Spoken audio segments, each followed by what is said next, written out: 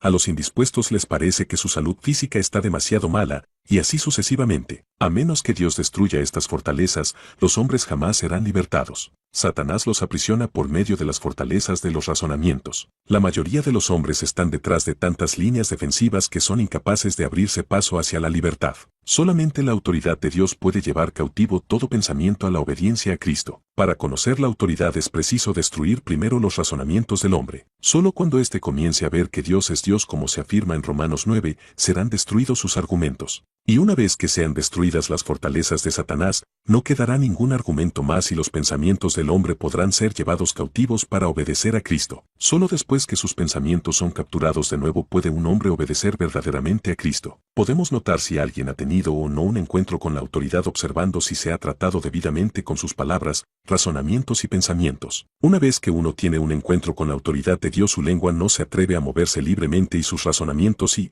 más que eso, sus pensamientos ya no se pueden expresar libremente tampoco. De ordinario el hombre tiene numerosos pensamientos, todos fortificados con muchos razonamientos. Pero vendrá un día cuando la autoridad de Dios destruirá todas las fortalezas del razonamiento que ha erigido Satanás y volverá a capturar los pensamientos del hombre para hacerlo un esclavo voluntario de Dios, después de lo cual ya no pensará independientemente de Cristo, le será enteramente obediente. Esto es liberación completa. El que no ha tenido un encuentro con la autoridad frecuentemente aspira a ser consejero de Dios. Tal persona no tiene sus pensamientos capturados otra vez por Dios. A donde vaya, su primer pensamiento consiste en cómo mejorar su situación allí. Sus pensamientos nunca han sido disciplinados, por eso sus razonamientos son tantos y tan seguidos. Tenemos que dejar que el Señor haga una especie de operación quirúrgica en nosotros, para cortar hasta lo más recóndito de nuestros pensamientos, hasta que todos ellos sean llevados cautivos por Dios. Después de eso reconoceremos la autoridad de Dios y no nos atreveremos a razonar ni aconsejar libremente. El ser humano actúa como si en el universo hubiera dos personas que son omniscientes, Dios y él mismo. Es un consejero que sabe de todo. Tal actitud indica claramente que todavía sus pensamientos tienen que volver a ser capturados,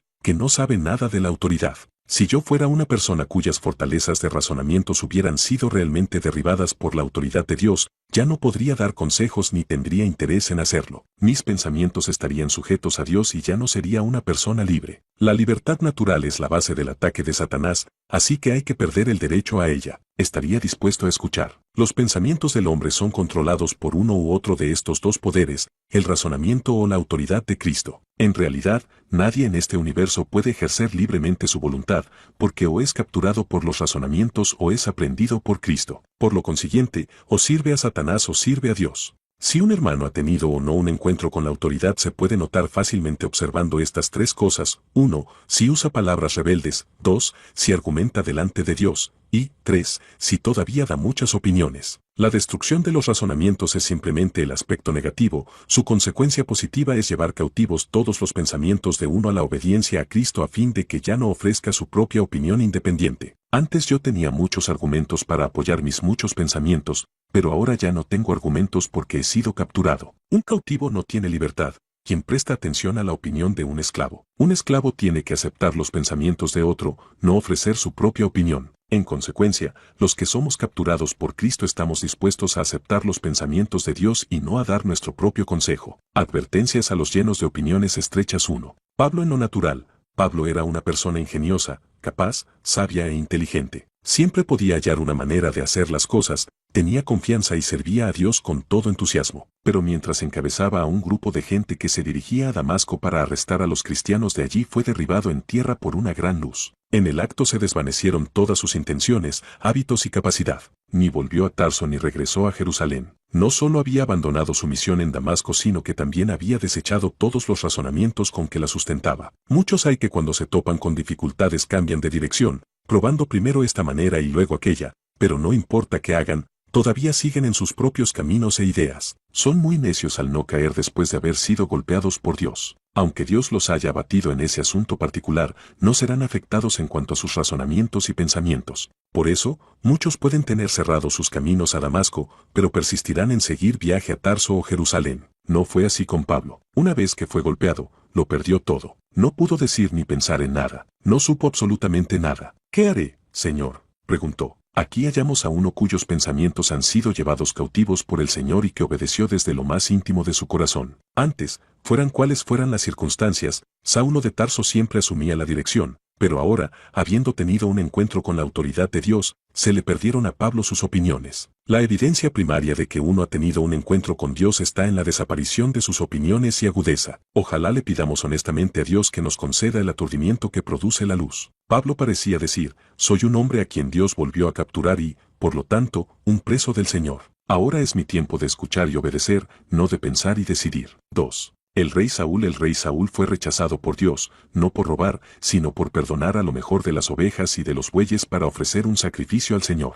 Esto fue algo que provino de su propio parecer, de sus propios pensamientos de cómo agradar a Dios. Su rechazo se debió a que sus pensamientos no habían sido capturados por Dios. Nadie podría decir que el rey Saúl no era celoso en su servicio a Dios. No mintió, puesto que en realidad había perdonado a lo mejor del ganado mayor y de las ovejas, pero había tomado una decisión según su propio parecer, véase 1 Samuel 15. La conclusión es clara, todos los que sirven a Dios deben abstenerse terminantemente de tomar decisiones en base a sus propios pensamientos, al contrario, deben hacer la voluntad de Dios. A la expectativa, deben decir, Señor, ¿qué quieres que yo haga? Decir más sería totalmente impropio. El obedecer es mejor que los sacrificios. Los hombres no tienen absolutamente ningún derecho de aconsejar a Dios. Cuando el rey Saúl vio a esas ovejas y ganado mayor, quiso perdonarlos para ofrecerlos en sacrificio. Puede que su corazón hubiera estado allegado a Dios, sin embargo, Saúl era deficiente en el espíritu de obediencia. Un corazón allegado a Dios no puede reemplazar a la actitud de no atreverse a decir nada, una ofrenda de animales engordados no puede sustituir al hecho de no dar ninguna opinión. Porque el rey Saúl rehusó destruir a todos los amalecitas con sus ovejas y ganado mayor como Dios había mandado,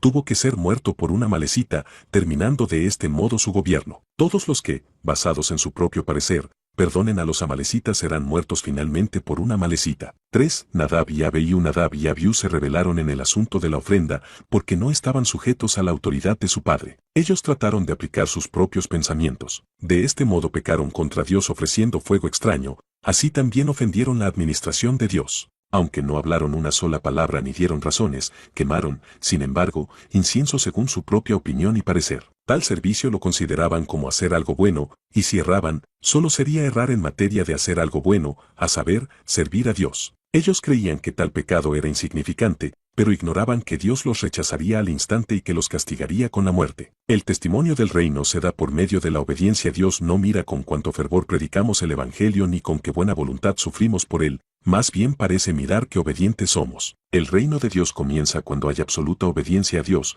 cuando no se da ninguna opinión ni se esgrimen argumentos ni se murmura ni se denigra. Desde la creación del mundo Dios está esperando que llegue este glorioso día. Aunque tiene a su Hijo primogénito, quien es las primicias de la obediencia, espera, sin embargo, que sus muchos hijos sean como el primogénito. Donde quiera que haya en esta tierra una iglesia que de veras obedezca a la autoridad de Dios, allí estará también el testimonio del reino y allí será derrotado, asimismo, Satanás. Satanás no tiene temor de lo que hagamos con tal que actuemos según el principio de la rebelión. Lo único que hace es reírse en secreto cuando hacemos las cosas según nuestras propias ideas. La ley mosaica establecía que el arca debía ser llevada por los levitas, pero los filisteos la devolvieron poniéndola en una carreta tirada por 2 vacas. David, al transportar el arca a su ciudad, no consultó a Dios. En vez de eso, actuó según su propio parecer y ordenó que el arca fuera llevada en una carreta, pero los bueyes tropezaron y el arca comenzó a caer. En ese momento Usa extendió su mano al arca de Dios y la sostuvo. En el acto cayó muerto,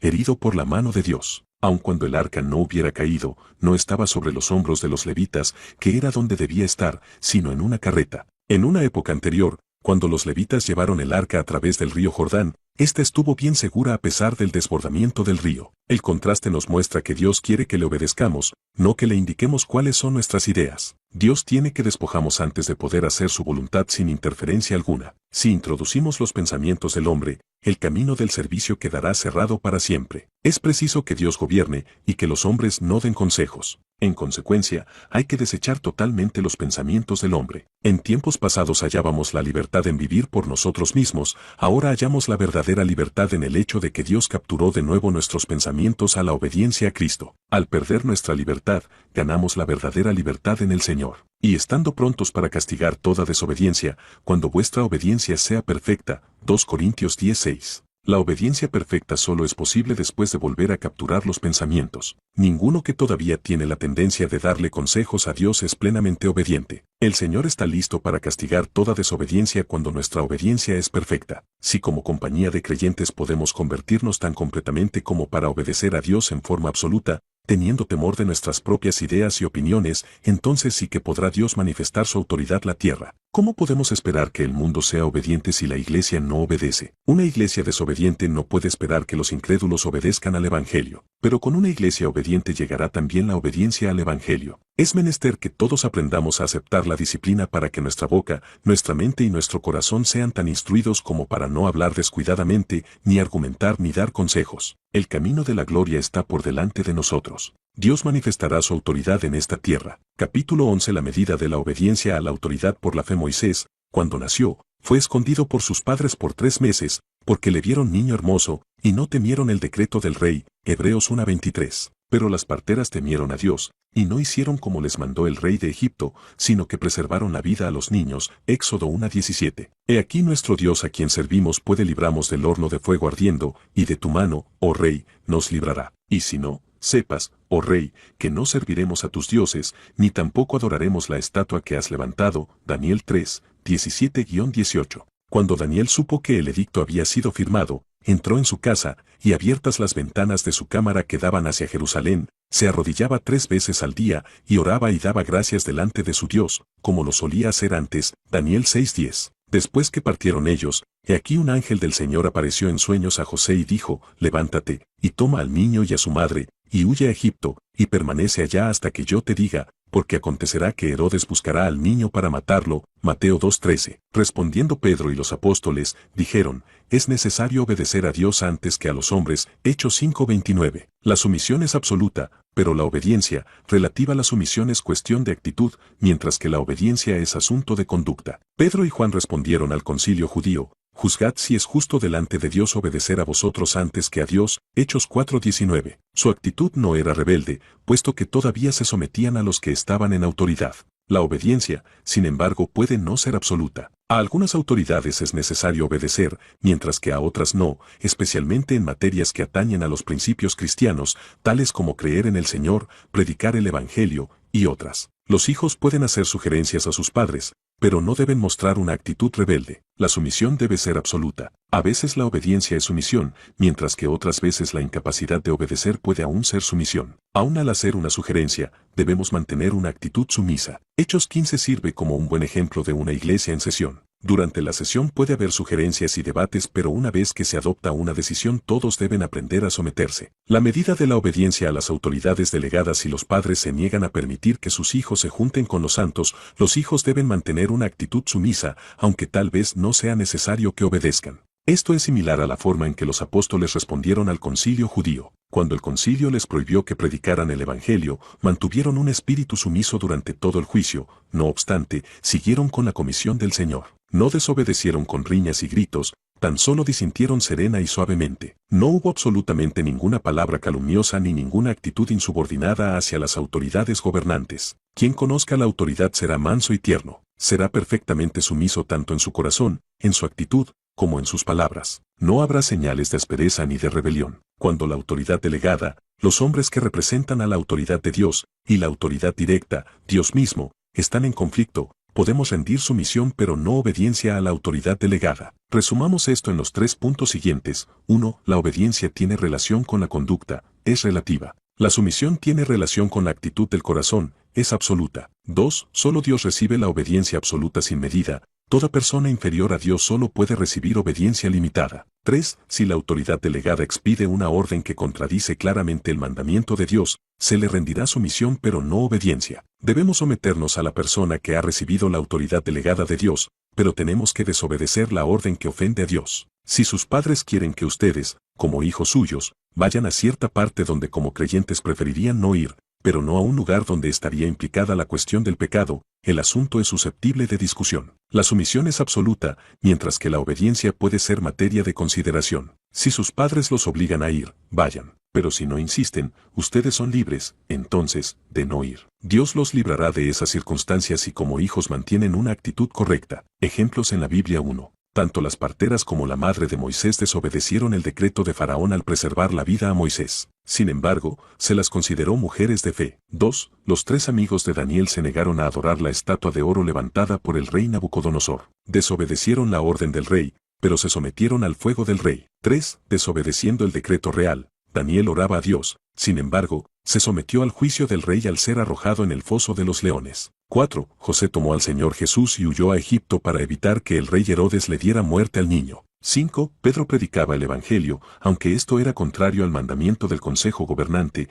pues dijo que era justo obedecer a Dios antes que a los hombres. Con todo, él mismo se dejó llevar a la cárcel. Señales indispensables que acompañan a los obedientes. ¿Cómo podemos discernir si una persona es obediente a la autoridad? Por las siguientes señales. 1. Una persona que ha conocido la autoridad procurará, desde luego, hallar la autoridad a donde quiera que vaya. El lugar donde se puede aprender la obediencia es la iglesia, ya que en este mundo no existe realmente la obediencia. Solamente los creyentes pueden obedecer, y ellos también deben aprender a hacerlo, no aparentemente, sino de corazón. Pero una vez que haya aprendido esta lección de obediencia, el creyente buscará y hallará la autoridad por todas partes. 2. Una persona que ha tenido un encuentro con la autoridad de Dios es mansa y tierna. Ha sido ablandada y no puede ser dura. Tiene temor de estar equivocada y, por lo tanto, es apacible. 3. Una persona que de veras ha tenido un encuentro con la autoridad jamás quiere estar en autoridad. Tampoco tiene la preocupación ni el interés de llegar a ser una autoridad.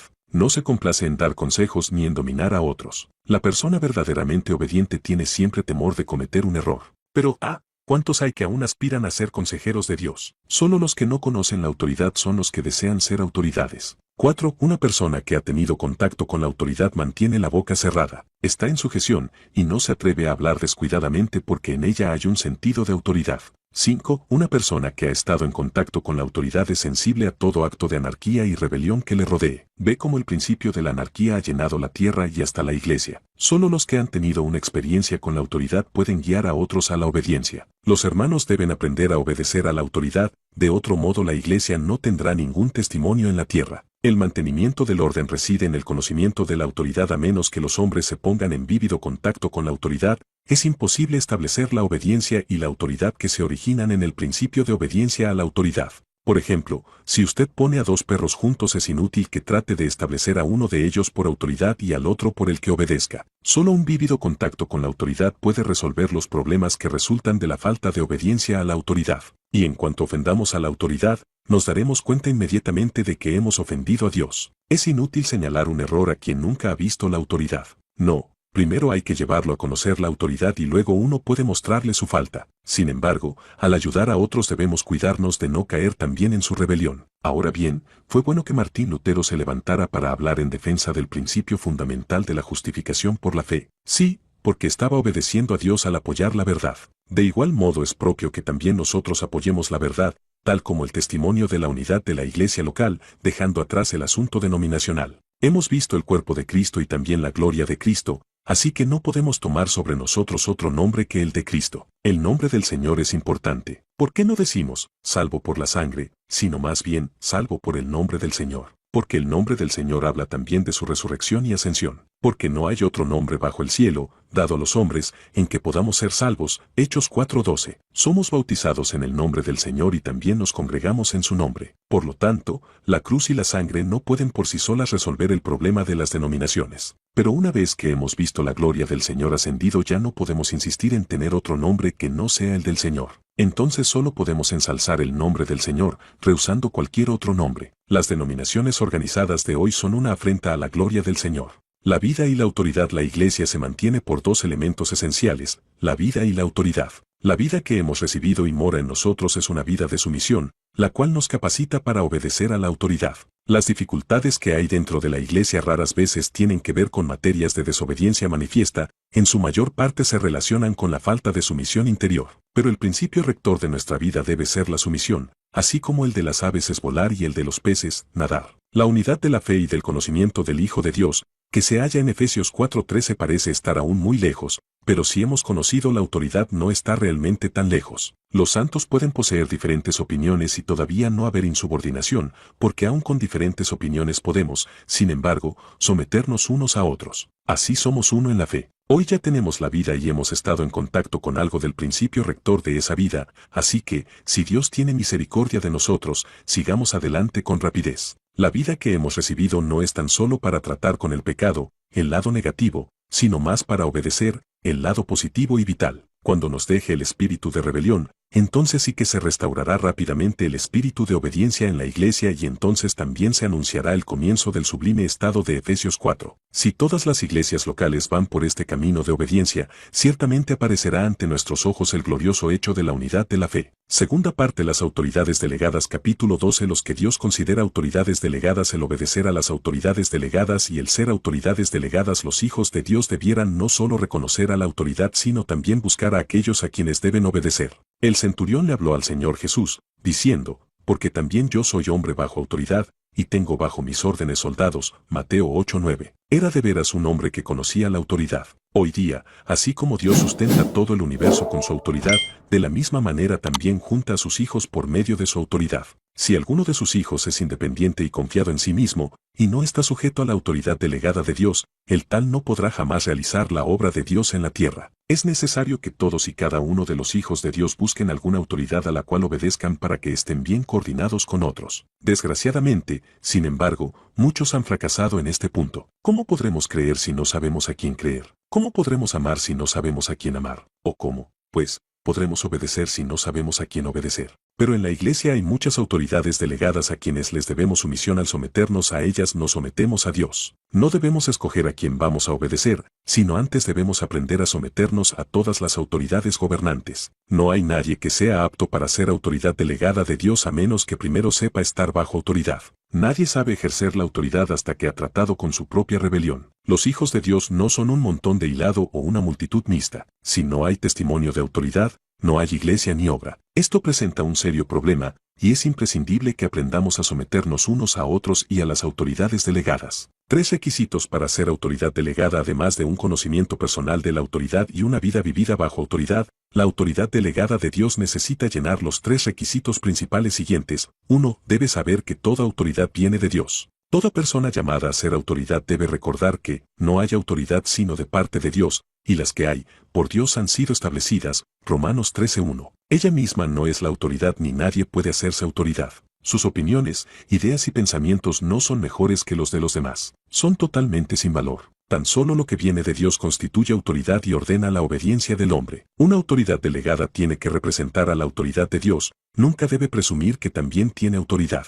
Nosotros mismos no tenemos ni la más mínima autoridad en el hogar, en el mundo ni en la iglesia. Todo lo que podemos hacer es ejercer la autoridad de Dios, no podemos crear autoridad por nosotros mismos. El policía y el juez ejercen autoridad y hacen cumplir la ley, pero ellos mismos no escriben la ley. De igual modo, los que están puestos en autoridad en la iglesia representan simplemente la autoridad de Dios. Su autoridad se debe a que están en una capacidad representativa, no a que en sí mismos tengan algún mérito más excelente que los demás. El que uno esté en autoridad no depende de que tenga ideas y pensamientos, más bien depende de que conozca la voluntad de Dios. La medida del conocimiento que uno tenga de la voluntad de Dios será la medida de su autoridad delegada. Dios establece que una persona sea su autoridad delegada exclusivamente en base al conocimiento que tenga esa persona de la voluntad de Dios. No tiene absolutamente nada que ver con tener muchas ideas, buenas opiniones o pensamientos nobles. En realidad, esas personas que son fuertes en sí mismas son de temer dentro de la iglesia. Muchos hermanos jóvenes son indoctos todavía,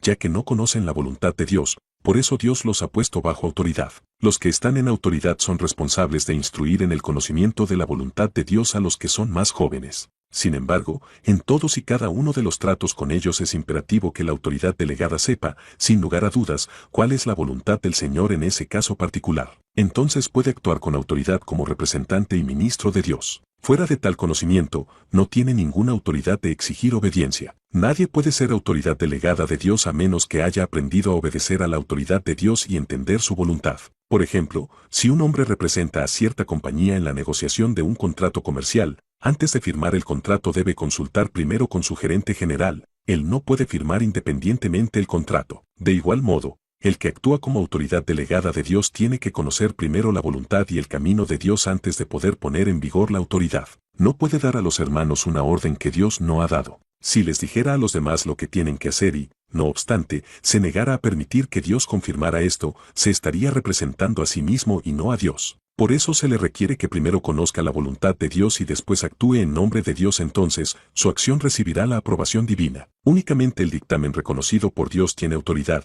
Todo lo que procede del hombre es totalmente carente de autoridad, porque solo puede representar al hombre mismo. Por esta razón debemos aprender a elevarnos y a profundizar en las cosas espirituales. Necesitamos tener más conocimientos de la voluntad y del camino de Dios. Debemos ver lo que otros no han visto y lograr lo que otros no han logrado. Lo que hacemos debe provenir de lo que hemos aprendido delante de Dios, y lo que decimos tiene que ser el resultado de las experiencias que hemos tenido con Él. No hay más autoridad que Dios. Si nada hemos visto delante de Dios, no tenemos absolutamente ninguna autoridad delante de los hombres. Toda autoridad depende de lo que hayamos aprendido delante de Dios. No pensemos que porque somos más viejos podemos reprimir a los que son más jóvenes, que porque somos hermanos podemos oprimir a las hermanas, o que porque somos irascibles podemos dominar a los tardos para airarse. El tratar de hacer esto no dará resultado alguno. Todo el que desee que otros se sometan a la autoridad debe aprender primero a conocer la autoridad de Dios. 2. Debe negarse a sí mismo. Mientras no conozcamos la voluntad de Dios, debemos guardar silencio. No debemos ejercer la autoridad descuidadamente. El que ha de representar a Dios tiene que aprender,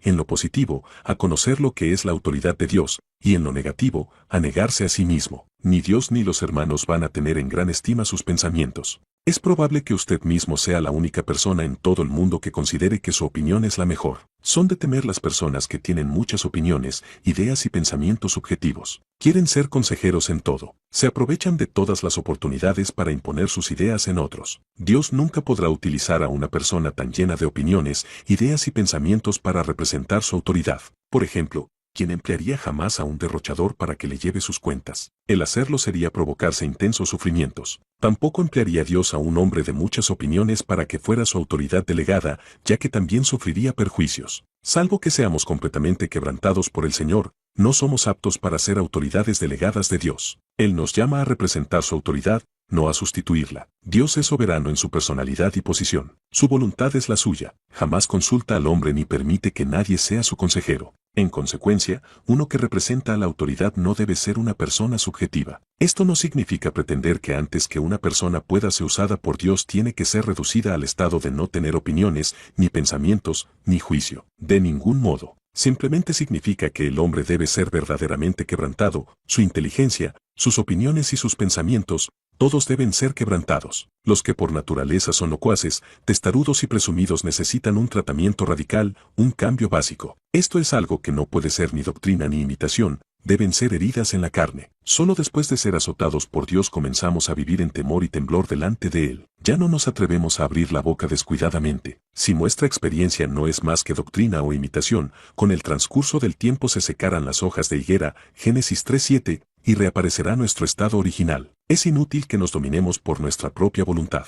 En nuestro mucho hablar pronto nos olvidamos de nosotros mismos y exponemos nuestro verdadero yo. ¿Cuánto necesitamos morir ante la luz de Dios? Como Balaam en Números 22-25, necesitamos ser empujados contra la pared y tener nuestro pie apretado. Entonces sentiremos dolor al movernos y no nos atreveremos a hablar ociosamente. No es necesario aconsejarle que camine despacio a uno que se ha apretado un pie. Solo con experiencias tan dolorosas como esta seremos librados de nosotros mismos. Como autoridades delegadas no debemos expresar nuestras propias opiniones ni desear intervenir en los asuntos de los demás. Algunos parecen considerarse a sí mismos como ministros de la Corte Suprema. Pretenden saber todo lo de la Iglesia y del mundo. Tienen lista una opinión de todos y de todo, dispensando libremente sus enseñanzas como si fueran el Evangelio. Una persona subjetiva nunca ha aprendido la disciplina ni jamás se ha tratado seriamente con ella. Lo sabe todo y puede hacer de todo. Sus opiniones y métodos son tan innumerables como los muchos artículos de una tienda de abarrotes. Tal persona es básicamente incompetente para ser autoridad,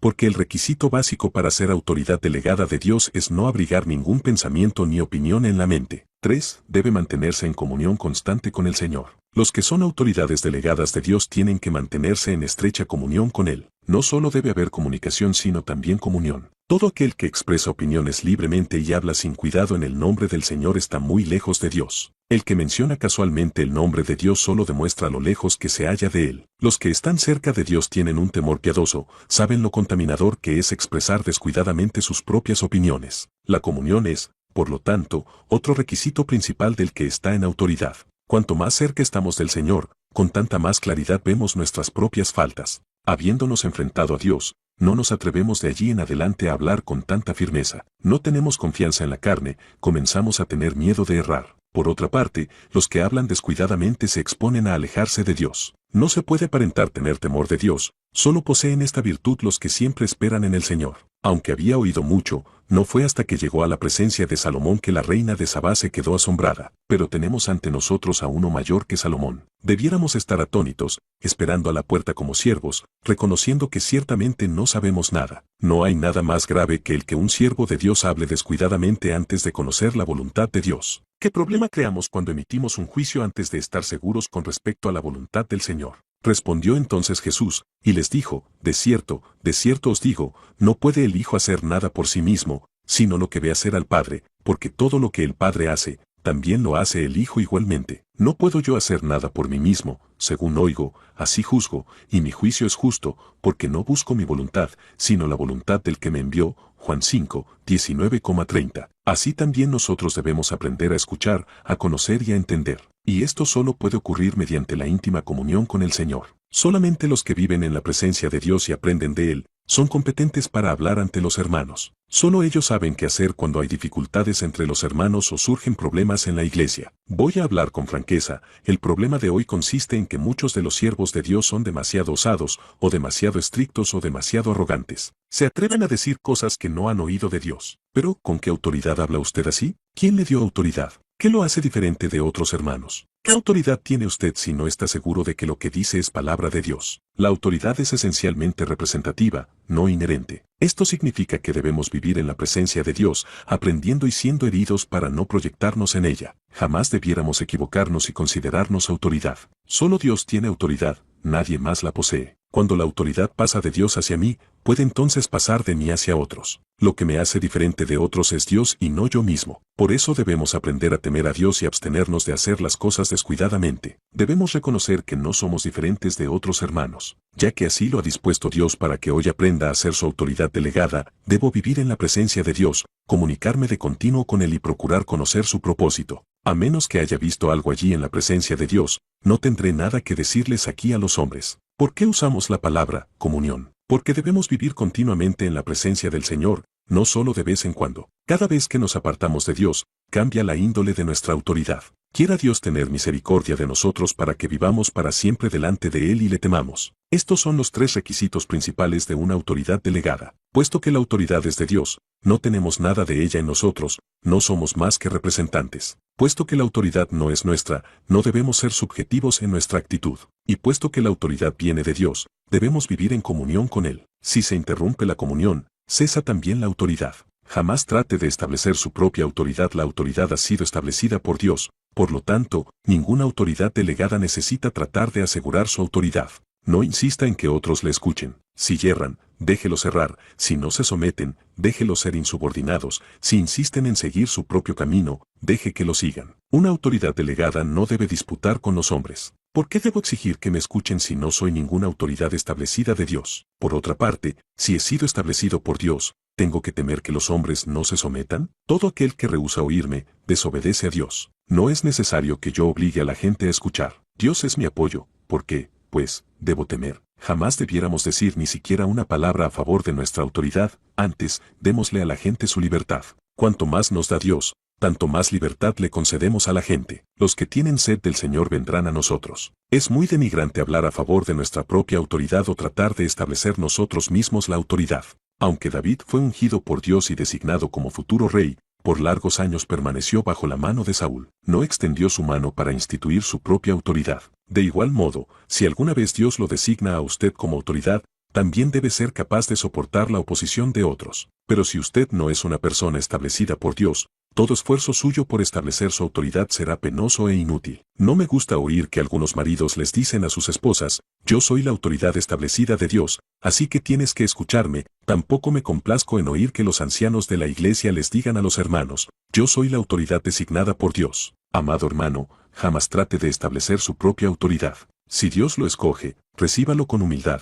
Si Dios no lo llama, porque tiene que luchar. Cualquier intento por constituirse uno mismo en autoridad debe ser totalmente erradicado de entre nosotros. Que establezca Dios su autoridad, y nadie trate de establecer la suya propia. Si Dios realmente lo designa como autoridad, usted tiene dos alternativas ante sí: o desobedece y retrocede espiritualmente, u obedece y recibe gracia. Cuando sea sometida a prueba la autoridad delegada que se le ha confiado, no haga nada. No tenga prisa, luche o hable en favor de sí mismo. Los que se rebelan no se rebelan contra usted, sino contra Dios. Pecan contra la autoridad de Dios, no contra la suya. La persona a quien así deshonran, critican y se oponen no es usted. Si su autoridad es realmente de Dios, los que se opongan encontrarán interceptada su trayectoria espiritual. No habrá más revelación para ellos. El gobierno de Dios es un asunto muy serio. Ojalá sea Dios indulgente con nosotros para que sepamos lo que es la autoridad, temiendo a Dios y desconfiando de nosotros mismos. Capítulo 13. La principal credencial de las autoridades delegadas,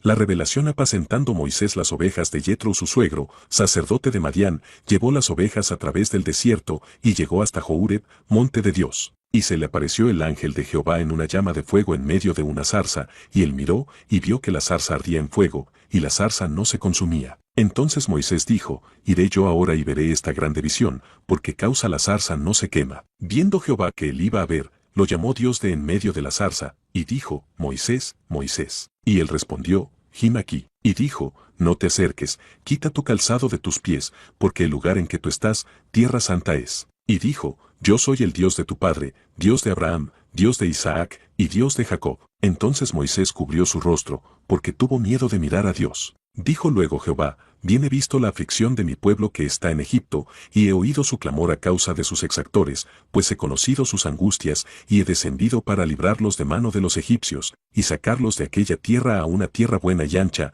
a tierra que fluye leche y miel, a los lugares del cananeo, del eteo, del amorreo, del fereceo, del heveo y del jebuseo. El clamor, pues, de los hijos de Israel ha venido delante de mí, y también he visto la opresión con que los egipcios los oprimen. Ven, por tanto, ahora, y te enviaré a Faraón, para que saques de Egipto a mi pueblo, los hijos de Israel. Entonces Moisés respondió a Dios: ¿Quién soy yo para que vaya a Faraón, y saque de Egipto a los hijos de Israel? Y él respondió: Ve, porque yo estaré contigo, y esto te será por señal de que yo te he enviado. Cuando hayas sacado de Egipto al pueblo, serviréis a Dios sobre este monte. Éxodo 3, 1, 12. María y Aarón hablaron contra Moisés a causa de la mujer cusita que había tomado, porque él había tomado mujer cusita. Y dijeron: ¿Solamente por Moisés ha hablado Jehová? ¿No ha hablado también por nosotros? Y lo oyó Jehová. Y aquel varón Moisés era muy manso, más que todos los hombres que había sobre la tierra. Luego dijo Jehová a Moisés, a Aarón y a María: Salid vosotros tres al tabernáculo de reunión. Y salieron ellos tres. Entonces Jehová descendió en la columna de la nube, y se puso a la puerta del tabernáculo,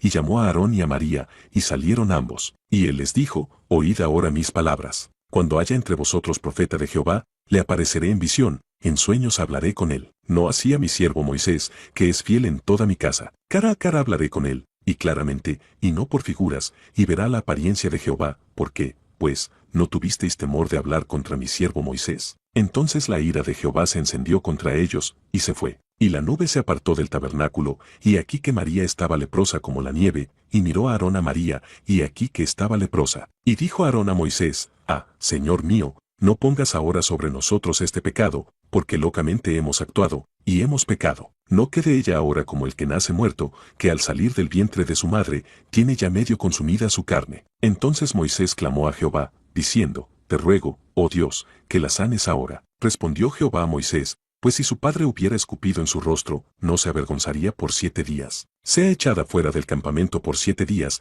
y después volverá a la congregación. Así María fue echada del campamento 7 días, y el pueblo no pasó adelante hasta que se reunió María con ellos. Números 12, 1, 15. Entre las autoridades delegadas que Dios dio en el Antiguo Testamento, ninguna fue mayor que la de Moisés. En consecuencia, podemos usarlo como ejemplo para aprender de él. Por el momento pasaremos por alto todos los tratos que Dios tuvo con él y dedicaremos nuestra atención a considerar cómo reaccionaba cuando alguien desacataba su autoridad, la ridiculizaba, la rechazaba y se oponía a ella. Antes de que Dios lo constituyera autoridad, Moisés había dado muerte a un egipcio y posteriormente había reprendido a 2 hebreos por reñir entre ellos. Cuando entonces uno de ellos objetó su autoridad: ¿Quién te ha puesto a ti por príncipe y juez sobre nosotros? Moisés se atemorizó y huyó. En aquel entonces todavía no tenía una experiencia con la cruz y la resurrección. Todo lo hacía con su fuerza natural. Aunque era pronto para reprender y hasta intrépido para matar, en su interior era débil e inútil. No pudo soportar la prueba. Cuando lo intentó, se atemorizó y huyó al desierto de Madián.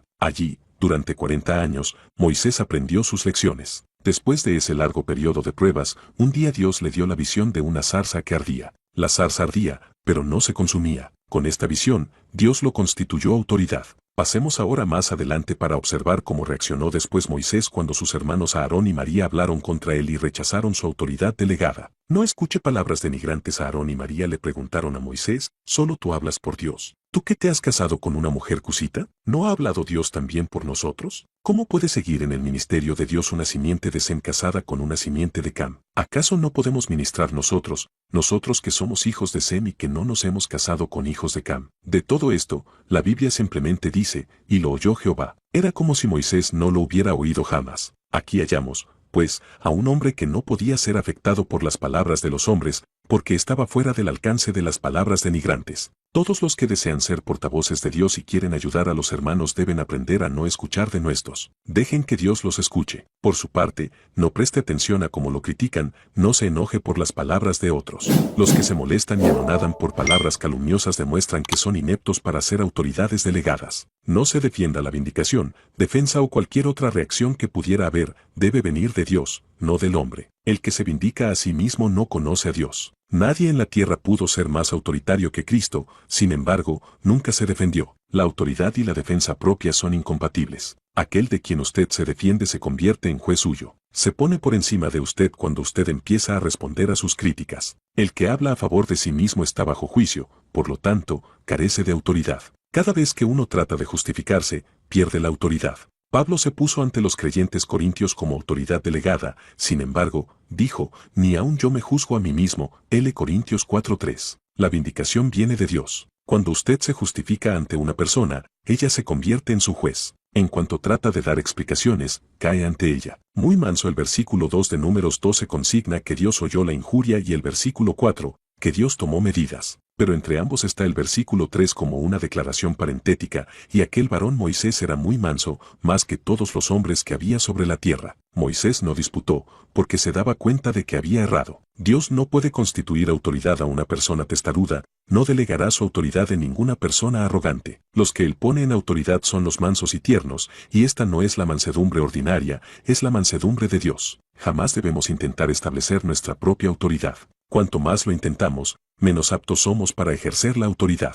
No son los violentos ni los fuertes, sino hombres como Pablo, cuya presencia corporal es débil y cuya palabra es menospreciable, los que constituirán autoridades. El Señor dijo que su reino no es de este mundo y que, por lo tanto, sus siervos no tienen por qué pelear por él. La autoridad que se consigue peleando no es la que Dios da. Generalmente se da por sentado que cosas tales como las que se enumeran a continuación son los requisitos necesarios que debe reunir una autoridad: esplendor y magnificencia, personalidad, presencia o apariencia fuertes, y poder. Se argumenta que para ser autoridad uno debe poseer una firme determinación, ideas geniales y labios elocuentes. Pero no son estas cosas las que representan la autoridad, en cambio, sí representan la carne. Nadie en el Antiguo Testamento superó a Moisés como autoridad establecida de Dios, no obstante, fue el más manso de todos los hombres. Mientras estuvo en Egipto fue bastante fiero, tanto al matar al egipcio como al reprender a los hebreos. Cuando se enfrentaba con la gente, lo hacía con sus propias manos carnales. Así que en ese tiempo Dios no lo pudo constituir autoridad. Fue tan solo después de pasar por muchas pruebas y de tratar Dios con él, tan solo después de venir a ser muy manso, más que todos los hombres que había sobre la tierra, que Dios lo utilizó para ser autoridad. Es frecuente que la persona que tiene menos probabilidades de que le den autoridad sea la misma que se considera autoridad. Asimismo, cuanto más autoridad cree tener una persona, tanto menos tiene realmente. La revelación, única credencial de la autoridad, luego dijo Jehová a Moisés, a Aarón y a María, salid vosotros tres al tabernáculo de reunión. Luego, significa, prontamente. Tal vez Aarón y María hubieran hablado muchas veces contra Moisés, pero esta vez Dios llamó inmediatamente a los tres al tabernáculo de reunión. Muchos que se rebelan contra la autoridad lo hacen fuera del tabernáculo. Es muy fácil y conveniente criticar en casa, pero aún así, todo se aclarará en el tabernáculo de reunión. Cuando llegaron los tres al tabernáculo, el Señor les dijo a Aarón y a María, oíd ahora mis palabras. Antes ellos habían murmurado, solamente por Moisés ha hablado Jehová. Ahora el Señor les pedía que vinieran a oír sus palabras, revelando el hecho de que nunca antes habían oído las palabras de Dios. Aarón y María nunca sabían lo que decía el Señor. Esta era la primera vez que Él les hablaba, y no era para revelarle su voluntad sino para reprocharle su proceder, no era la manifestación de la gloria de Dios sino el juicio de su conducta. Oíd ahora mis palabras, quería decir que el Señor no solo no había hablado antes sino que además quería que le permitieran hablar por esta única vez, ya que Aarón y María habían estado hablando durante muchos días. Vosotros que bien podéis hablar, oíd ahora mis palabras. De esto podemos inferir que los locuaces no pueden oír la palabra de Dios, solamente los mansos pueden hacerlo. Moisés era uno que no hablaba sino que hacía lo que se le decía. No le importaba si avanzaba o retrocedía, siempre y cuando ello fuera de Dios. Pero Aarón y María eran diferentes, eran duros y obstinados. Así que Dios les dijo, cuando haya entre vosotros profeta de Jehová, como si se hubiera olvidado de que ellos eran profetas. Aunque Aarón y María eran profetas, el Señor se manifestaba a ellos solo en sueños y visiones. Con Moisés no era así, porque Dios hablaba cara a cara con él, claramente, y no por figuras. Tal es la vindicación de Dios. La revelación se le dio a Moisés, no a Aarón ni a María, porque son los que se encuentran cara a cara con Dios los que él constituye autoridades. El instituir la autoridad pertenece a la jurisdicción de Dios, al hombre no se le permite entremeterse, ni puede la calumnia del hombre desechar ninguna autoridad. Fue Dios quien estableció a Moisés y era únicamente Dios quien podía rechazarlo. Esto era asunto de Dios, y por lo tanto, ninguna persona debe inmiscuirse en lo que Dios ha establecido. El valor de un hombre delante de Dios no se decide por el criterio de otros ni por el suyo propio, se calcula por la revelación que recibe de Dios. La revelación es la evaluación y medida de Dios. La autoridad se fundamenta en la revelación de Dios, y la opinión que él tenga de una persona depende de esa revelación. Si Dios da revelación, se establece la autoridad, pero cuando él retira su revelación, se rechaza al hombre. Si queremos aprender a ser autoridades, debemos prestar atención a nuestro estado delante de Dios. Si Dios quiere darnos revelación y hablar claramente con nosotros, si nos comunicamos cara a cara con Él, nadie puede entonces excluirnos. Pero si se corta nuestra comunicación arriba y se cierra el cielo, por mucho que hubiéramos prosperado en esta tierra, todo fracasará. Un cielo abierto es el sello de Dios y el testimonio de nuestra filiación. Después que Jesús fue bautizado, los cielos le fueron abiertos. El bautismo simboliza la muerte. Fue cuando participó de la muerte y del mayor sufrimiento, cuando todo estaba oscuro y no había ninguna salida, que se abrieron los cielos. La revelación es, por lo tanto, la evidencia de la autoridad. Es menester que aprendamos a no discutir o hablar a favor de nosotros mismos. No debemos pasarnos a las filas de Aarón y María en nuestra lucha por conseguir o mantener la autoridad. Y si luchamos, esto solo demuestra que nuestra autoridad es enteramente carnal, mala y carente de visión celestial. Moisés es fiel en toda mi casa, Números 12:7. Moisés, como tipo de Cristo, fue fiel en la casa de Israel. Dios lo llamó, mi siervo. Ser siervo de Dios significa simplemente que pertenezco a Dios, soy su posesión, he sido vendido a Él y, por lo tanto, he perdido mi libertad. Esto explica el por qué Dios no puede guardar silencio sino que habla fuertemente cuando sus siervos son calumniados. No tenemos necesidad de vindicarnos. ¿De qué me sirve hablar si Dios no toma la iniciativa para hacerlo? Si nuestra autoridad es de Dios, no necesitamos reforzarla. La revelación será la prueba. Si hay quienes hablan contra nosotros, dejemos que Dios les corte su suministro y les selle su revelación, probando así que Él nos designó. Todo aquel que ofende a las autoridades delegadas de Dios ofende al que ellas representan. Si esa persona es del Señor, hallará un cielo cerrado sobre sí y tendrá que reconocer humildemente a las autoridades que Dios ha establecido. Por lo tanto, nadie tiene por qué reforzar su propia autoridad, todo depende de la prueba de Dios. Al sellarles la revelación a algunos, Dios les demuestra a quien ha constituido su autoridad delegada. Ningún sentimiento personal. ¿Por qué, pues, no tuvisteis temor de hablar contra mi siervo Moisés?, preguntó Dios. Para él, tal calumnia era sencillamente terrible. Dios, siendo Dios, sabe lo que es el amor, lo que es la luz y lo que es la gloria. Pero, ¿sabe qué es el temor? Sin duda que sí, porque en este caso temía por Aarón y María. Como Dios, no tiene nada que temer. Sin embargo, les dijo a estas dos personas qué terrible cosa habían hecho, después de lo cual dejó de hablar con ellos y se fue enojado. Así fue como Dios mantuvo su autoridad, no la de Moisés. Él no dijo, porque hablasteis contra Moisés, sino más bien, porque hablasteis contra mi siervo Moisés. Dios no permitiría que nadie menoscabara su autoridad. Si se impugna su autoridad, se encenderá su ira y se irá. Por eso la nube, que representaba la presencia de Dios, se apartó del tabernáculo, y aquí que María estaba leprosa. Aarón la vio y tuvo temor, porque él también tenía parte en la rebelión, aunque sin duda María había dirigido todo. El tabernáculo se negó a dar revelación y Moisés no abrió su boca. Aunque era hombre elocuente, guardó silencio. Los que no saben refrenar su corazón y su lengua no son aptos para ser autoridades. Pero cuando Aarón le rogó a Moisés, éste clamó al Señor. Durante todo el suceso, Moisés actuó como si fuera un simple espectador. No presentó ninguna queja, no murmuró ni reprendió. No tuvo ningún sentimiento personal, ninguna opinión que fuera suyo propia. No intentó juzgar ni castigar. Al contrario, en cuanto se cumplió el propósito de Dios, Moisés perdonó. La autoridad ha sido establecida para ejecutar las órdenes de Dios, no para que uno se exalte a sí mismo. Es para darles a los hijos de Dios un sentido de Dios, no un sentido de sí mismos. Lo importante es ayudar a la gente a someterse a la autoridad.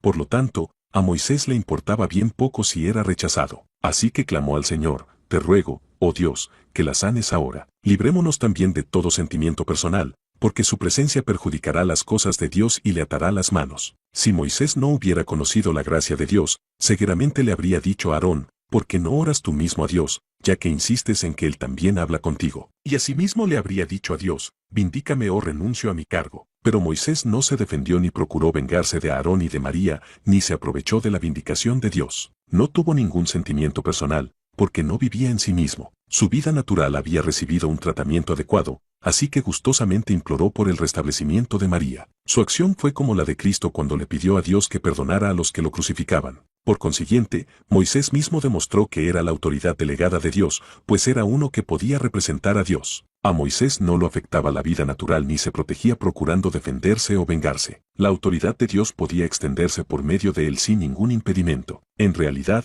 la gente se encontró con la autoridad en él. Ser autoridad delegada no es algo fácil, porque requiere despojarse a sí mismo. Capítulo 14. El carácter de las autoridades delegadas. La benignidad. La primera reacción de Moisés para con la rebelión: postrarse sobre su rostro. No puede haber rebelión más grave por parte de los israelitas que la que se registra en Números capítulo 16. El líder de ella fue Coré, hijo de Leví, asociado con Datán y Abiram, hijos de Rubén, y apoyado por 250 príncipes de la congregación. Todos estos se juntaron y con palabras injuriosas atacaron a Moisés y a Aarón. Versículo 3. La calumnia que se registra en Números 12 fue solo de parte de Aarón y de María, y aún entonces estaba más escondida. Pero en este caso la rebelión era algo colectivo y el ataque a Moisés y a Aarón era franco y directo. Así que en esta situación prestemos especial atención a las dos preguntas siguientes. 1. ¿Cuál fue el estado de ánimo y actitud de Moisés? Y 2. ¿Cómo reaccionó Moisés frente a la crisis? ¿Cómo contestó a los rebeldes? La primera reacción de Moisés fue que se postró sobre su rostro. Versículo 4. Esta es ciertamente la actitud que debiera tener todo siervo de Dios. La gente estaba agitada y eran muchos los que hablaban, pero únicamente Moisés se postró en tierra.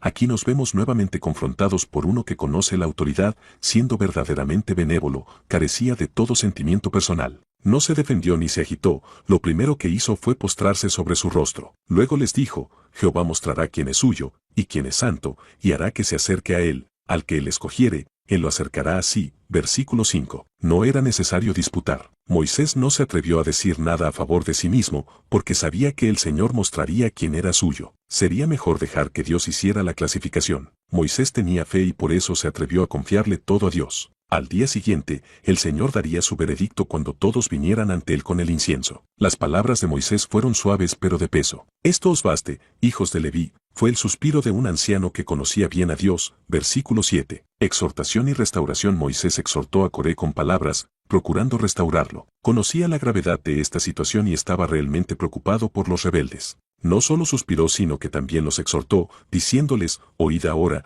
hijos de Leví, os es poco que el Dios de Israel os haya apartado de la congregación de Israel, acercándoos a él para que ministréis en el servicio del tabernáculo de Jehová, y estéis delante de la congregación para ministrarles. ¿Procuráis también el sacerdocio? Por tanto, tú y todo tu séquito sois los que os juntáis contra Jehová, pues Aarón, que es, para que contra él murmuréis. Versículos 8 a 11. La exhortación no es una expresión de señorío, antes revela mansedumbre. Quien persuade en respuesta a un ataque es de veras una persona mansa, pero quien permite que la gente esté en el error sin mostrar ninguna intención de restaurarla demuestra que su corazón es duro. El no exhortar en semejante ocasión se debería a la falta de humildad, y evidentemente sugeriría orgullo. Moisés estuvo dispuesto a exhortar cuando lo atacaron y luego les dio a sus detractores toda una noche para que se arrepintieran. Moisés trató con los rebeldes en forma separada. Primero trató con Coré, el levita, luego con Datán y Abiram. A estos últimos los envió a llamar con alguien, pero ellos se negaron a venir, indicando claramente que no querían saber nada con Moisés. Versículo 12. En la acción de Moisés podemos ver que los que representan la autoridad procuran la restauración, no la división, aun después de ser rechazados. Estos hombres rebeldes acusaron a Moisés de haberlo sacado de una tierra que destilaba leche y miel. Versículo 13. ¡Qué absurda era la acusación! Ya se habían olvidado de que en vez de tener leche y miel, En Egipto los habían obligado a hacer ladrillos, y a veces hasta sin el suministro de paja. Estos rebeldes no eran diferentes de los 10 espías que, luego de ver claramente la abundancia de Canaán, se negaron a entrar en la tierra y hasta culparon a Moisés de ella. Su rebelión había llegado al extremo. No quedaba más que el juicio. Por eso Moisés se enojó en gran manera y acudió al Señor para que diera una prueba decisiva de su autoridad. Versículo 15. Dios procedió a juzgar. Esto significaba que consumiría no solamente a Coré, que era el principal instigador, sino también a la congregación que lo seguía. Pero Moisés se postró sobre su rostro e imploró por la congregación. Versículo 22. Dios contestó su oración y perdonó a la congregación, pero les ordenó que se apartaran de las tiendas de los impíos. Luego juzgó a Coré, a Datán y a Abiram. Sin espíritu juzgador mientras Dios se preparaba para dictar sentencia a los rebeldes, Moisés le decía claramente a la congregación: Jehová me ha enviado para que hiciese todas estas cosas, no las hice de mi propia voluntad. Versículo 28. En cuanto a sus propios sentimientos, no tenía ninguna intención de juzgar a nadie que se rebelara contra él. Él mismo demostró que era el verdadero siervo de Dios cuando insistió en que esta gente no había pecado contra él sino contra Dios. Aprendamos a llegar al espíritu de un hombre. Vemos que en Moisés no había ni la más leve intención de juzgar. Él actuó en obediencia a Dios porque era siervo suyo. No tenía ningún sentimiento personal, salvo el de que habían pecado contra Dios. Además les explicó que el Señor les probaría esto creando algo nuevo. Versículo 30. Así Dios ejecutó un gran juicio para establecer la autoridad de Moisés. 3 familias fueron destruidas y 250 príncipes de la congregación perecieron quemados. Versículos 27 a 35. El camino de los rebeldes conduce al Seol. La rebelión y la muerte se juntan. La autoridad es algo que Dios establece, así que todos los que ofenden a sus autoridades establecidas desprecian a Dios. Pero en Moisés hallamos a una autoridad delegada que no tenía opinión propia ni espíritu juzgador.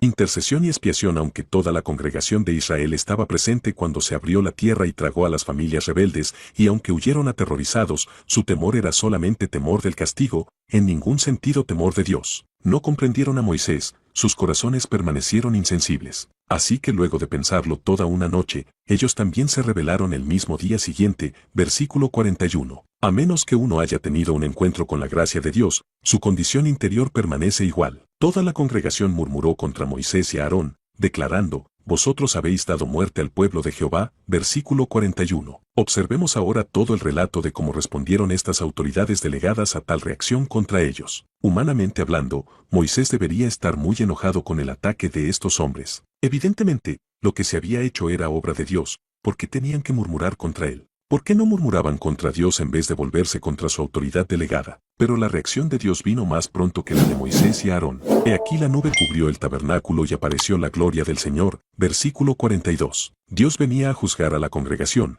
así que les dijo a Moisés y a Aarón que se apartaran de en medio del pueblo. Era como si Dios les dijera a Moisés y a Aarón: vuestra oración de ayer fue un error, hoy voy a aniquilar a toda la congregación. No obstante, Moisés y Aarón se postraron sobre sus rostros por tercera vez. Versículo 45. El sentido espiritual de Moisés era tan profundo que supo de inmediato que este problema no se podría resolver solamente con oración. El pecado del día anterior no se había extendido tanto como el de hoy. Rápidamente le dijo a Aarón que tomara su incensario, fuera a la congregación e hiciera expiación por ellos. Versículo 46. Indudablemente, Moisés era idóneo para ser autoridad delegada. Sabía que trágicas consecuencias podían recaer sobre el pueblo de Israel y todavía esperaba que Dios tuviera misericordia para perdonar. Su corazón estaba lleno de amor y compasión, anhelos que hay en quien conoce verdaderamente a Dios. Moisés no era sacerdote, por eso le pidió a Aarón que hiciera prontamente expiación por el pueblo. Aquí se ofrecía intercesión más expiación. La mortandad ya había comenzado entre el pueblo.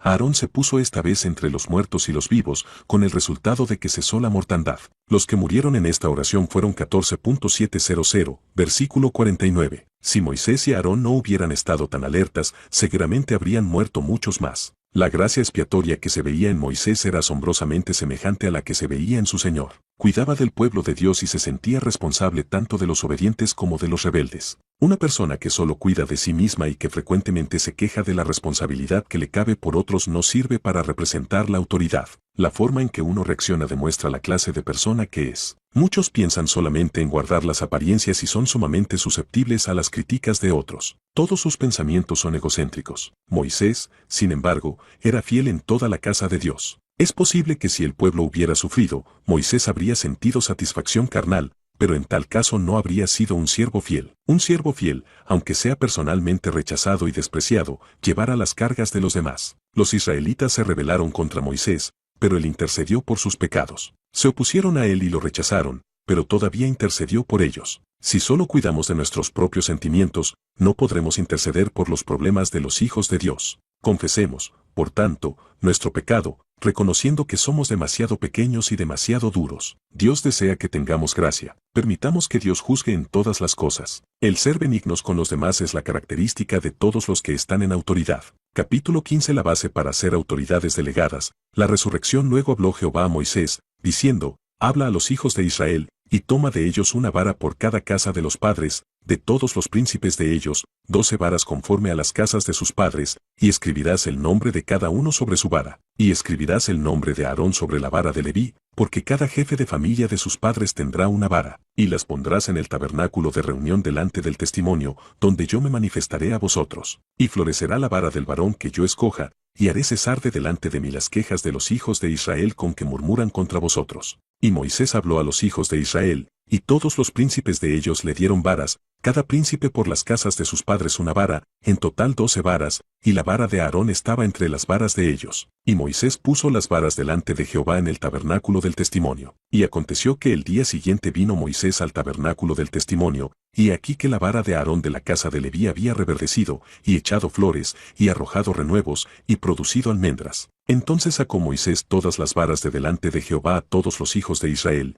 y ellos lo vieron, y tomaron cada uno su vara. Y Jehová dijo a Moisés, vuelve la vara de Aarón delante del testimonio, para que se guarde por señal a los hijos rebeldes, y hará cesar sus quejas de delante de mí, para que no mueran. E hizo Moisés como le mandó Jehová, así lo hizo. Números 17, 1:1. El propósito del incidente de Números 17 es tratar con la rebelión del pueblo de Israel. En el capítulo anterior fuimos testigos de una rebelión que superaba a todas las demás. En el capítulo que tenemos ante nosotros ahora hemos de ver cómo Dios pone fin a tal rebelión librando a su pueblo tanto de ella como de su consecuencia, la muerte. Dios le demostraría a Israel que las autoridades vinieron de él y que él tenía un fundamento y una razón para establecerlas. Toda persona a quien Dios le da autoridad debe tener esta experiencia fundamental, de otro modo, no podrá ser designada por Dios. La vida de resurrección es la base de la autoridad. Dios ordenó que los 12 dirigentes tribales se consiguieran 12 varas, una por cada casa de los padres, y que las pusieran en el tabernáculo de reunión delante del testimonio. Y la vara del hombre que Dios escogiera, florecería. Una vara es un trozo de madera, una rama de árbol, cortada en ambos extremos. Por un extremo está deshojada y por el otro, sin raíces. En otro tiempo estaba viva, pero ahora está muerta. Antes recibía la savia del árbol y podía florecer y llevar fruto, pero ahora es una rama muerta. A las 12 varas las deshojaron y les quitaron las raíces, todas estaban muertas y secas. Pero Dios dijo que si una floreciera, sería la vara del que él había escogido. Esto sugiere que la resurrección es la base de la elección así como de la autoridad. En el capítulo 16 de Números, el pueblo se rebeló contra la autoridad que Dios había designado. En el capítulo 17, Dios confirma a la autoridad que él había designado. Dios demostró que la base de la autoridad era la resurrección, poniendo fin así a todas las murmuraciones del pueblo. Este no tenía ningún derecho de pedirle una razón a Dios. Sin embargo, Dios mismo condescendió en informarle cuál era su base para el establecimiento de autoridades. La base era la resurrección. Esto era algo por lo cual el pueblo de Israel no podía disputar. Naturalmente, tanto Aarón como los israelitas venían de Adán. Ambos eran hijos de ira, conforme a la vida natural no había diferencia. Estas 12 varas eran todas iguales, todas estaban deshojadas y despojadas de sus raíces, muertas y sin vida. La base del ministerio se halla en la concesión de la vida de resurrección aparte de la vida natural. Y esto constituye la autoridad. La autoridad no depende de la persona sino de la resurrección. Aarón no era diferente de los demás, salvo en que Dios lo había escogido y le había dado una vida de resurrección. El florecimiento de la vara seca mantiene humildes a los hombres. Es Dios quien hace florecer una vara. Es Él quien pone el poder de la vida en una vara muerta y seca. La vara que florece hace que se humille su propietario y que cesen las murmuraciones de los dueños de las otras varas. La vara que originalmente tomamos es tan seca y muerta como la de Aarón, pero si reverdece, florece y lleva fruto al segundo día, debemos llorar delante de Dios y decir, esta es tu obra, no tiene nada que ver conmigo. Esta es tu gloria, no la mía. Nos humillaremos naturalmente delante de Dios, pues ella es ciertamente el tesoro en el vaso terrenal, demostrando que el poder trascendente pertenece a Dios y no a nosotros. Solamente el necio puede estar orgulloso. Los que seamos favorecidos nos postraremos delante de Dios, diciendo, esto lo ha hecho Dios. No hay nada de que pueda gloriarse el hombre, Todo es por la misericordia de Dios, no por la obra del hombre. ¿Qué cosa hay que no hayamos recibido, ya que todo es por elección de Dios? Entendamos, por lo tanto, que la autoridad no se fundamenta en nosotros. En efecto, no tiene ninguna relación con nosotros. En lo futuro, cada vez que Aarón usara su autoridad al ministrar a Dios podía confesar, mi vara es tan muerta como las demás. La única razón por la que yo puedo servir y ellos no, por la que yo tengo autoridad espiritual y ellos no, no está en las varas, porque todas están igualmente secas, sino en la misericordia y elección de Dios. Aarón no servía en el poder de la vara, sino en el poder del florecimiento de la vara. La piedra de toque del ministerio es la resurrección. La vara indica la posición del hombre, pero el florecimiento, la vida de resurrección. Por lo que a la posición respectaba, esos 12 hombres ocupaban cargos directivos en las 12 tribus de Israel. Aarón representaba simplemente a la tribu de Leví, una de las 12 tribus. No podía servir a Dios basado en su posición, porque las otras tribus no lo consentirían. ¿Cómo resolvió Dios el problema? Les ordenó que depositaran 12 varas, una por tribu, en el tabernáculo de reunión delante del testimonio. Las varas tenían que quedar allí toda la noche,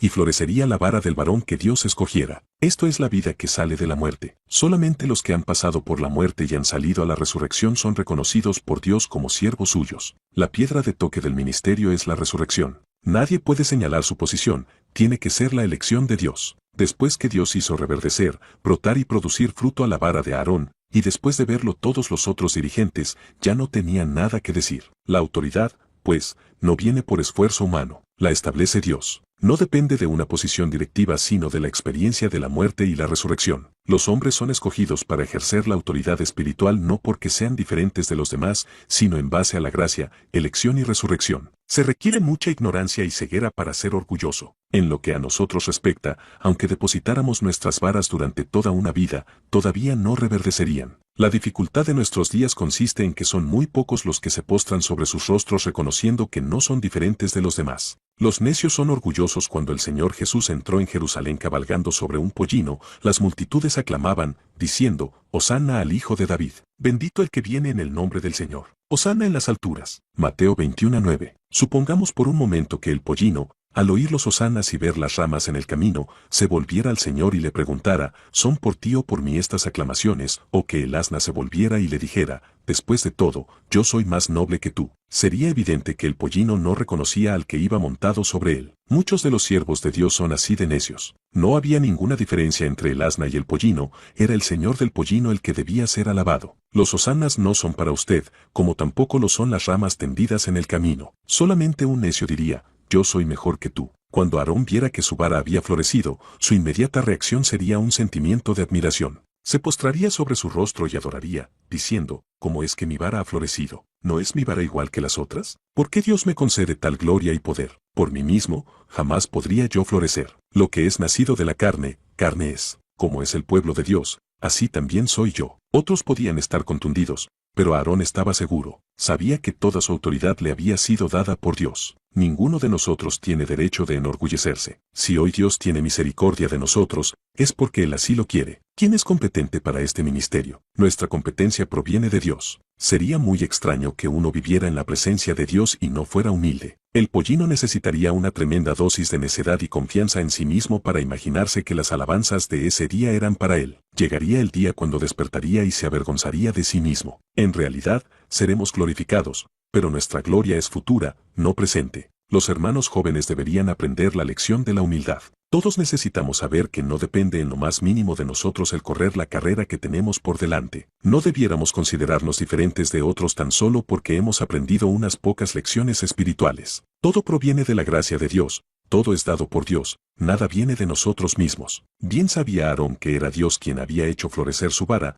porque el florecimiento había sido efectuado por medio del poder sobrenatural. Dios usó este medio para hablar a Aarón así como al pueblo de Israel. De ahí en adelante Aarón supo que todo el ministerio estaba basado en el florecimiento, no en sí mismo. En la actualidad, cuando ministramos delante de Dios debemos saber también que el ministerio proviene de la resurrección y que la resurrección proviene de Dios. ¿Qué es la resurrección? La resurrección se refiere a lo que no proviene de lo natural, a lo que no proviene de uno mismo o de la propia capacidad. Es lo que yo no puedo hacer, porque sobrepasa mi capacidad. Puedo colorear la vara y tallarle flores, pero no la puedo hacer florecer. Nadie oyó jamás de una vara vieja que floreciera ni de una mujer anciana que concibiera. Sara dio a luz a Isaac, pero esto fue la obra de Dios. Por eso Sara representa la resurrección. La resurrección es lo que yo no puedo hacer, pero que Dios sí puede, es lo que yo no soy, pero que Dios sí es. No importa lo que yo sea, porque esto se basa en Dios. No depende de la mucha habilidad ni de la mucha elocuencia. Toda la espiritualidad que tengo se debe a la obra de Dios en mí. Qué ridículo y necio sería Aarón si insistiera en que su vara había florecido porque era diferente de las demás, más pulida y más derecha. Si por un momento se nos ocurre pensar que somos mejores que otros, habremos cometido el mayor disparate del mundo. Toda la diferencia proviene del Señor. El nombre Isaac significa risa. Sara se rió, porque sabía que era demasiado anciana para concebir. Lo consideraba imposible. Por eso Dios llamó Isaac a su hijo. Al servir al Señor, nosotros también debiéramos reírnos y decir, no puedo, sé con toda seguridad que soy incapaz, pero esta es la obra del Señor. Si hay alguna manifestación de la autoridad, debemos confesar que ella es la obra de Dios, no la nuestra. La resurrección es la norma permanente del servicio. Dios devolvió todas las varas a sus respectivos dueños, excepto la de Aarón, que había florecido. Esta había de quedar en el arca por memorial perpetuo. Todo esto sugiere que la resurrección es la norma permanente del servicio. A menos que un servicio pase de la muerte a la resurrección, no será aceptado por Dios. Aquello que resucita es de Dios, y no de nosotros. Todos los que creen tener méritos no saben lo que es la resurrección. Los que conocen la resurrección ya han renunciado a sí mismos. Mientras continúa la fuerza natural, se oculta el poder de la resurrección. El mayor poder de Dios no se manifiesta en la creación, se revela en la resurrección. Nada que pueda hacer el hombre proviene de la resurrección. Es preciso que lleguemos al punto donde nos consideremos como nada, como perros muertos. Es menester que nos neguemos tan completamente que todo lo que podamos decirle a Dios sea, todo lo que existe, es dado por ti, todo lo que ha sido hecho por ti. De aquí en adelante ya no me equivocaré en esto, porque estoy completamente convencido de que todo lo muerto proviene de mí, pero todo lo vivo viene de ti. Así que debemos estar conscientes de esta distinción. El Señor jamás entiende mal, pero frecuentemente nosotros interpretamos mal. Era absolutamente imposible que Sara se imaginara que Isaac había nacido en virtud de la fuerza de ella. Dios tiene que llevarnos al punto donde jamás entendamos mal la obra suya. La autoridad es de Dios, no de nosotros. Nosotros somos meramente mayordomos de su autoridad. El discernir esto nos hace competentes para ser autoridades delegadas. Cada vez que intentamos ejercer la autoridad como si fuera nuestra, se nos priva inmediatamente de toda autoridad. La vara seca solo puede dispensar muerte. Donde hay resurrección, allí hay autoridad, porque la autoridad se fundamenta en la resurrección y no en lo natural. Puesto que todo lo que tenemos es lo natural, no tenemos ninguna autoridad, salvo en el Señor. Lo que Pablo dice en 2 Corintios 4:7 concuerda con la interpretación antes expuesta. Pablo se compara a sí mismo a un vaso de barro, y el tesoro, al poder de la resurrección. Entiende perfectamente bien que él es simplemente un vaso de barro, pero que el tesoro que hay en él posee poder trascendente. En cuanto a sí mismo, Pablo es atribulado en todo sentido, pero debido al tesoro, no ha sido destruido. Por una parte, hay muerte, pero por otra parte, vida. Pablo siempre está entregado a la muerte, pero al mismo tiempo manifiesta la vida. Donde actúa la muerte, allí se manifiesta la vida. Encontramos el centro del ministerio de Pablo en 2 Corintios capítulos 4 y 5, y la norma de su ministerio es la muerte y la resurrección. Lo que hay en nosotros es muerte, lo que hay en el Señor es resurrección. No nos equivoquemos, la autoridad es de Dios. Cada uno de nosotros debe entender claramente que toda autoridad pertenece al Señor. Nosotros simplemente mantenemos la autoridad del Señor en la tierra, pero nosotros mismos no somos la autoridad. Siempre que dependemos del Señor, tenemos autoridad. Pero en cuanto se introduce algo de lo natural, somos como cualesquier otros, sin autoridad. Todo lo que es de la resurrección tiene autoridad. La autoridad viene de la resurrección y no de nosotros mismos. Es más que simplemente depositar la vara delante de Dios, es la vara de la resurrección, que permanece en la presencia de Dios. Ser autoridad delegada de Dios no es meramente manifestar algo de la resurrección, sino hacer que la vara reverdezca, florezca y produzca fruto, cumpliéndose así la vida de resurrección. Capítulo 16. El mal uso de la autoridad y la disciplina gubernativa de Dios. Y porque no había agua para la congregación, se juntaron contra Moisés y Aarón. Y habló el pueblo contra Moisés, diciendo: Ojalá hubiéramos muerto cuando perecieron nuestros hermanos delante de Jehová. Y habló Jehová a Moisés, diciendo: Toma la vara, y reúne la congregación, tú y Aarón tu hermano, y hablad a la peña a vista de ellos, y ella dará su agua, y le sacarás aguas de la peña, y darás de beber a la congregación y a sus bestias. Entonces Moisés tomó la vara de delante de Jehová, como él le mandó. Y reunieron Moisés y Aarón a la congregación delante de la peña, y les dijo: Oíd ahora, rebeldes, os hemos de hacer salir aguas de esta peña. Entonces alzó Moisés su mano y golpeó la peña con su vara 2 veces, y salieron muchas aguas, y bebió la congregación, y sus bestias. Y Jehová dijo a Moisés y a Aarón: Por cuanto no creísteis en mí, para santificarme delante de los hijos de Israel, por tanto, no meteréis esta congregación en la tierra que les he dado. Estas son las aguas de la rencilla, por las cuales contendieron los hijos de Israel con Jehová, y él se santificó en ellos. Números 20, 2-3, 7-13. Y Jehová habló a Moisés y a Aarón en el monte de Hor, en la frontera de la tierra de Idem, diciendo, Aarón será reunido a su pueblo, pues no entrará en la tierra que yo di a los hijos de Israel, por cuanto fuisteis rebeldes a mi mandamiento en las aguas de la rencilla. Toma a Aarón y a Eleazar su hijo, y hazlo subir al monte de Hor, y desnuda a Aarón de sus vestiduras, y viste con ellas a Eleazar su hijo, porque Aarón será reunido a su pueblo, y aquí morirá. Y Moisés hizo como Jehová le mandó, y subieron al monte de Hor a la vista de toda la congregación. Y Moisés desnudó a Aarón de sus vestiduras, y se las vistió a Eleazar su hijo, y Aarón murió allí en la cumbre del monte, y Moisés y Eleazar descendieron del monte. Números 20, 23-28. Y habló Jehová a Moisés aquel mismo día, diciendo, sube a este monte de Abarim, al monte Nibo, situado en la tierra de Moab que está frente a Jericó, y mira la tierra de Canaán, que yo doy por heredad a los hijos de Israel, y muere en el monte al cual subes, y sé unido a tu pueblo, así como murió Aarón tu hermano en el monte de Hor, y fue unido a su pueblo. Por cuanto pecasteis contra mí en medio de los hijos de Israel en las aguas de Meriba de Cades, en el desierto de Sin, porque no me santificasteis en medio de los hijos de Israel. Verás, por tanto, delante de ti la tierra, mas no entrarás allá, a la tierra que doy a los hijos de Israel. Deuteronomio 32, 48-52. La autoridad delegada debe santificar a Dios después de vagar más de 30 años por el desierto. El pueblo de Israel volvió a olvidarse de las lecciones que había aprendido a consecuencia de su rebelión. Al llegar al desierto de Sin y no hallar agua, contendieron una vez más con Moisés y Aarón, profiriendo muchas palabras desagradables. Sin embargo, Dios no se enojó con ellos. Simplemente le ordenó a Moisés que tomara la vara, símbolo de la autoridad de Dios, y hablara a la peña para que diera agua. Moisés tomó la vara en sus manos. Sin embargo, estaba tan irritado que llamó rebeldes a la congregación y luego, haciendo caso omiso del mandamiento de Dios, golpeó la peña 2 veces con la vara. Moisés erró, pero todavía salió agua de la peña. A raíz de esto, Dios reprendió a sus siervos, diciendo, no creísteis en mí, para santificarme delante de los hijos de Israel. Esto significaba que Moisés no había colocado a Dios aparte de sí mismo y de Aarón. Había representado mal a Dios, porque ese arranque de mal humor que había tenido provenía de él mismo y en consecuencia había hablado sin razón, y sin causa había golpeado la peña. Al parecer, Dios reconvino a Moisés de este modo, vi que mi pueblo tenía sed y quise darles de beber, ¿por qué? Pues, los reprendisteis. Dios no censuró al pueblo, pero Moisés sí lo hizo. Así pues, él le dio al pueblo de Israel una falsa impresión de Dios, como si fuera cruel e injuriador, y no tuviera misericordia. Ser autoridad es representar a Dios. Ya sea en la ira o en la misericordia,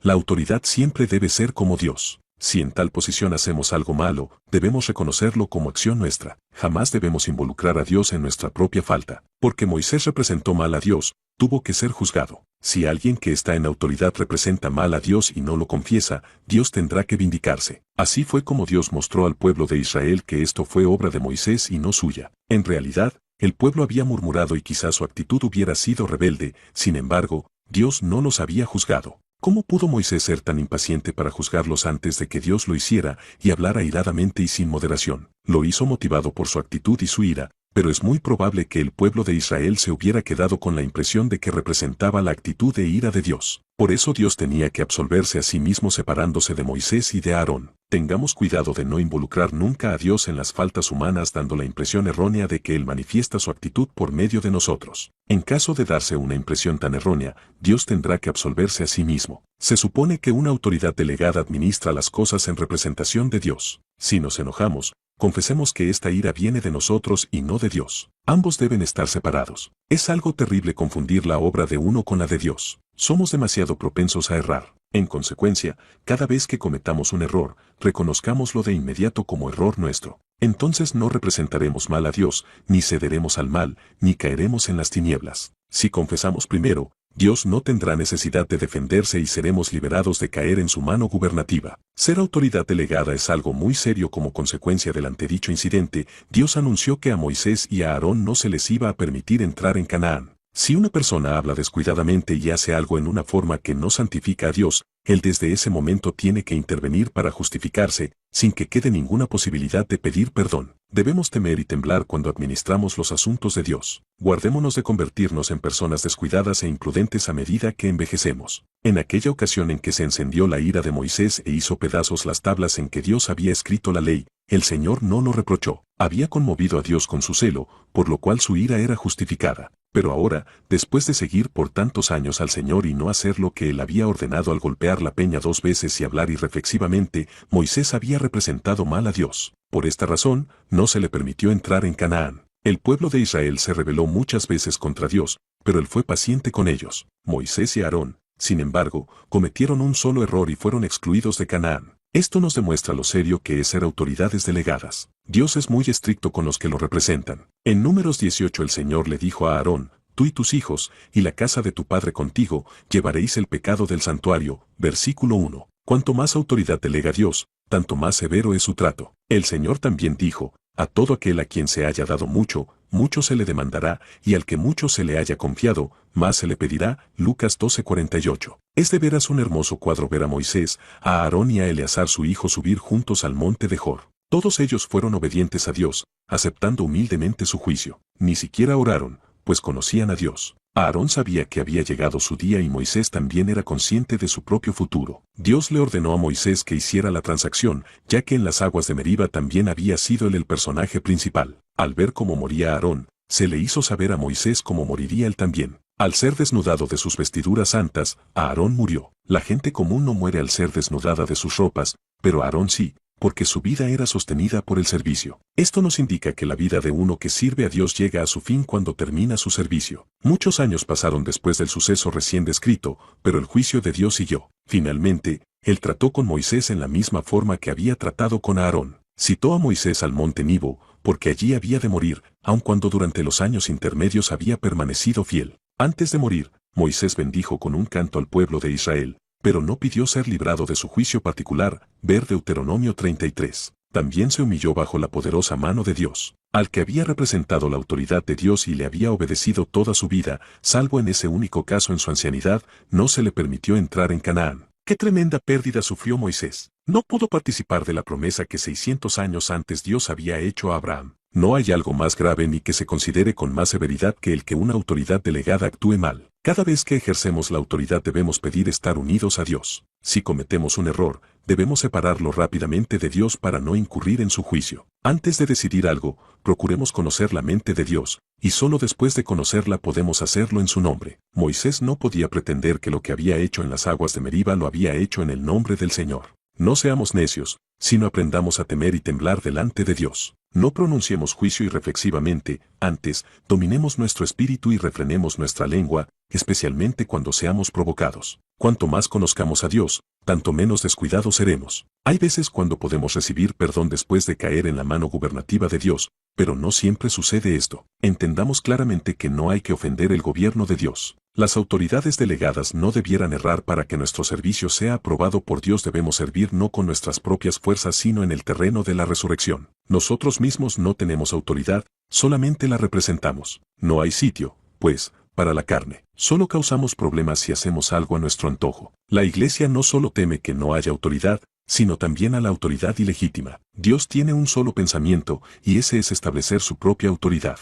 En la Iglesia, la sumisión a la autoridad debe ser absoluta. Sin sumisión no puede haber Iglesia. Igualmente, la actitud de temor y temblor en los que representan la autoridad debe ser también absoluta. Hay dos dificultades en la Iglesia: la falta de sumisión absoluta y la presencia de autoridad ilegítima. Tenemos que aprender a no hablar irreflexivamente, a no dar opiniones negligentemente. Nuestro espíritu debe mantenerse siempre dócil para con el Señor, en espera de recibir la luz que tenga para nosotros. De otro modo, envolveremos a Dios en nuestro error y haremos en su nombre cosas que no son de Él. Por esta razón, tenemos que aprender por una parte a someternos y por la otra a representar a Dios. Esto significa que tenemos que conocer la cruz y la resurrección. El que la Iglesia tenga un futuro, depende muchísimo de lo bien que aprendamos nuestras lecciones. La autoridad proviene del ministerio, el ministerio, de la resurrección. La autoridad de una persona se basa en su ministerio, y éste se basa a su vez en la resurrección. Si no hay resurrección, no puede haber ministerio, y si no hay ministerio, no hay autoridad. El ministerio de Aarón provenía de la resurrección, Sin esto, él no podía servir. Dios nunca ha establecido por autoridad a nadie que no tenga ministerio. En la actualidad, la autoridad no es asunto de posición. Donde falta el ministerio espiritual, no puede haber autoridad de posición. Todo el que tiene un ministerio espiritual delante de Dios tiene autoridad delante de los hombres. Esto significa que el ministerio espiritual de uno le da autoridad entre los hijos de Dios. ¿Quién, pues, puede pelear por esta autoridad? Puesto que es imposible luchar por el ministerio. Tal como el ministerio lo asigna el Señor, así también la autoridad la determina Él. Toda autoridad se basa en el ministerio. Aarón tenía autoridad porque tenía un ministerio delante de Dios. Su incensario podía hacer expiación por el pueblo y también podía hacer que cesara la mortandad, mientras que los incensarios de los 250 dirigentes fueron malditos por Dios. La rebelión de Números 16 fue dirigida, no tan solo contra la autoridad, sino también contra el ministerio. Aarón estaba en autoridad, puesto que tenía ministerio. Ninguna persona puede tener más autoridad que la que tiene su ministerio. No debemos tratar de sobrepasar la autoridad de nuestro ministerio. Nuestra actitud debe ser siempre la de no atrevernos a ocuparnos en cosas que son demasiado grandes y maravillosas para nosotros. Ver Salmo 131:1. Aprendamos, en cambio, a ser fieles delante de Dios según la porción que nos ha tocado. Muchos hermanos se imaginan equivocadamente que pueden asumir la autoridad a la aventura, ignorando que la autoridad que viene del ministerio jamás se impone sobre los hijos de Dios. La autoridad de uno delante de los hombres es igual al ministerio de uno delante de Dios. La medida del ministerio determina la proporción de la autoridad. Si la autoridad sobrepasa al ministerio, viene a ser de posición, y por lo tanto ya no es espiritual. Si una autoridad delegada yerra, Dios vendrá a juzgarla. El supremo principio del gobierno de Dios es su propia vindicación. Puesto que Dios está dispuesto a darnos su nombre y a permitir que lo usemos, tal como alguien nos confía su sello para que lo usemos, luego Él tiene que absolverse a sí mismo si lo representamos mal. Él le dirá a la gente que la falta no es suya, sino nuestra. Aarón murió, lo mismo que Moisés. No se les permitió entrar a Canaán. ¿Disputaron con Dios? No, porque eran conscientes de que la justificación de Dios era mucho más importante que su entrada a Canaán. Preferirían ser excluidos de Canaán para que Dios se absolviera. Como puede verse en Deuteronomio 32, Moisés se esmeró en explicarle al pueblo que la falta era de Israel, no de Dios. Por eso debemos mantener el carácter absoluto de la verdad. Ningún siervo fiel del Señor debería buscar una manera fácil o conveniente. La vindicación de Dios es mucho más importante que el prestigio del hombre. Aunque Moisés y Aarón tenían algunas excusas, no argumentaron ni se defendieron. Muchas veces en tiempos pasados habían intercedido por el pueblo de Israel, pero en esta ocasión no pidieron por sí mismos. Tal silencio es muy precioso. Preferían soportar la dificultad si esto podía darle a Dios la oportunidad de absolverse. La autoridad proviene del ministerio, llega al corazón de la gente y la hace tener conciencia de Dios. Cuando un ministro representa mal la autoridad de Dios, cesa su ministerio, así como cesó el de Aarón y el de Moisés. Aprendamos, por tanto, a mantener el testimonio del Señor. No demos consejos irreflexivamente, no sea que incurramos en juicio. Que Dios tenga misericordia de nosotros para que seamos instruidos por Él. Que le dé gracia a su iglesia en este tiempo del fin. Como necesitamos orar, oh, Señor, que se manifieste tu autoridad en la iglesia. Señor, haz que todo hermano sepa lo que es la autoridad. La iglesia local se revelará cuando Dios pueda manifestar su autoridad por medio de los hombres. Los que ocupen cargos de responsabilidad no la representarán mal ni la gente que los siga entenderá mal. Todos y cada uno conocerán su lugar y así el Señor hará lo que Él quiera. Capítulo 17. Las autoridades delegadas deben estar bajo autoridad. Cuando Saúl volvió de perseguir a los filisteos, le dieron aviso, diciendo, He aquí David está en el desierto de En-Gadi. Y tomando Saúl 3000 hombres escogidos de todo Israel, fue en busca de David y de sus hombres, por las cumbres de los peñascos de las cabras monteses. Y cuando llegó a un redil de ovejas en el camino, donde había una cueva, entró Saúl en ella para cubrir sus pies, y David y sus hombres estaban sentados en los rincones de la cueva. Entonces los hombres de David le dijeron, He aquí el día de que te dijo Jehová, he aquí que entrego a tu enemigo en tu mano, y harás con él como te pareciere. Y se levantó David, y calladamente cortó la orilla del manto de Saúl. Después de esto se turbó el corazón de David, porque había cortado la orilla del manto de Saúl. Y dijo a sus hombres, Jehová me guarde de hacer tal cosa contra mi señor, el ungido de Jehová, que yo extienda mi mano contra él, porque es el ungido de Jehová. Él es Samuel 24:1-6. David, pues, y Abisai fueron de noche al ejército, y aquí que Saúl estaba tendido durmiendo en el campamento, y su lanza elevada en tierra a su cabecera, y Abner y el ejército estaban tendidos alrededor de él. Entonces dijo Abisai a David, Hoy ha entregado Dios a tu enemigo en tu mano, ahora, pues, déjame que le hiera con la lanza, y lo enclavaré en la tierra de un golpe, y no le daré segundo golpe. Y David respondió a Abisai, no le mates, porque ¿quién extenderá su mano contra el ungido de Jehová, y será inocente? Dijo además David, vive Jehová, que si Jehová no lo hiriere, o su día llegue para que muera, o descendiendo en batalla perezca, guárdeme Jehová de extender mi mano contra el ungido de Jehová. Pero toma ahora la lanza que está a su cabecera, y la vasija de agua, y vámonos. Se llevó, pues, David la lanza y la vasija de agua de la cabecera de Saúl, y se fueron, y no hubo nadie que viese, ni entendiese, ni velase, pues todos dormían, porque un profundo sueño enviado de Jehová había caído sobre ellos. Samuel 26, 7-12. Dijo David a aquel joven que le daba las nuevas, ¿cómo sabes que han muerto Saúl y Jonatán su hijo? El joven que le daba las nuevas respondió, casualmente vine al monte de Gilboe, y hallé a Saúl que se apoyaba sobre su lanza, y venían tras él carros y gente de a caballo. Y mirando él hacia atrás, me vio y me llamó, y yo dije, gime aquí, y me preguntó, ¿quién eres tú? Y yo le respondí, soy Amalecita. Él me volvió a decir, te ruego que te pongas sobre mí y me mates, porque se ha apoderado de mí la angustia, pues mi vida está aún toda en mí. Yo entonces me puse sobre él y le maté, porque sabía que no podía vivir después de su caída, y tomé la corona que tenía en su cabeza, y la argolla que traía en su brazo, y las he traído acá a mi señor. Entonces David, haciendo de sus vestidos, los rasgó, y lo mismo hicieron los hombres que estaban con él. Y lloraron y lamentaron y ayunaron hasta la noche, por Saúl y por Jonatán su hijo, por el pueblo de Jehová y por la casa de Israel, porque habían caído a filo de espada. Y David dijo a aquel joven que le había traído las nuevas, ¿de dónde eres tú? Y él respondió, yo soy hijo de un extranjero, Amalecita. Y le dijo David, como no tuviste temor de extender tu mano para matar al ungido de Jehová. Entonces llamó David a uno de sus hombres, y le dijo, ve, y mátalo. Y él lo hirió, y murió. 2 Samuel 1, 5-15. Después de esto aconteció que David consultó a Jehová, diciendo, subiré a alguna de las ciudades de Judá. 2 Samuel 2:1. Los hijos, pues, de Rimón Berotita, Recab y Baana, fueron y entraron en el mayor calor del día en casa de Isboset, el cual estaba durmiendo la siesta en su cámara. Y aquí la portera de la casa había estado limpiando trigo, pero se durmió, y fue así como Recab y Baana su hermano se introdujeron en la casa. Cuando entraron en la casa, Isboset dormía sobre su lecho en su cámara, y lo hirieron y lo mataron, y le cortaron la cabeza, y habiéndola tomado, caminaron toda la noche por el camino del Arabá. Y trajeron la cabeza de Isboset a David en Hebrón, y dijeron al rey, he aquí la cabeza de Isboset hijo de Saúl tu enemigo, que procuraba matarte, y Jehová ha vengado hoy a mi señor el rey,